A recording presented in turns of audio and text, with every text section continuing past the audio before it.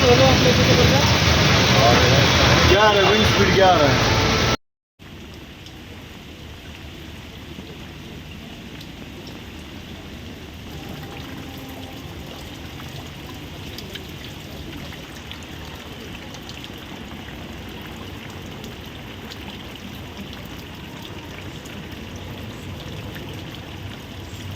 एक मिनट दादा, एक ये पर्सनल फोटो पर्सनल ठीक।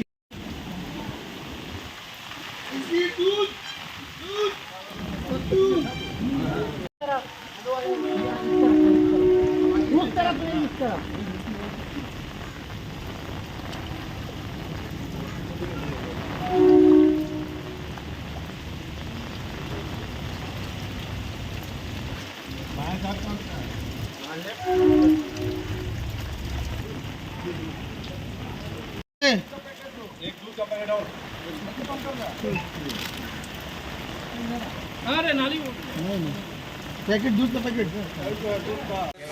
শৈলেশ দা, এরকম দুর্যোগ আর আপনার এলাকায় একটা চত্বরে এই যে জল জমে যে অসুবিধে হয়েছে, কি বলবেন?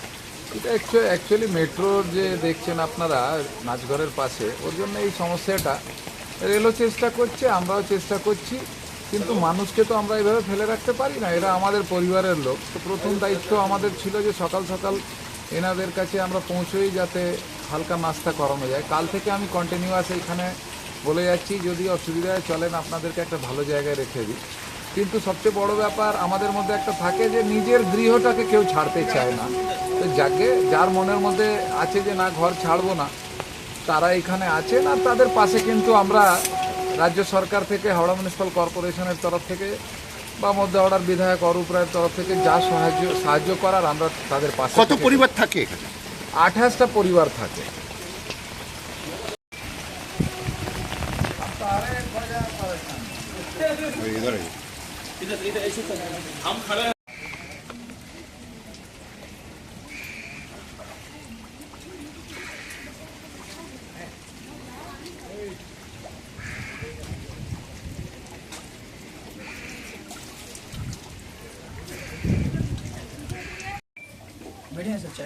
नहीं ठीक।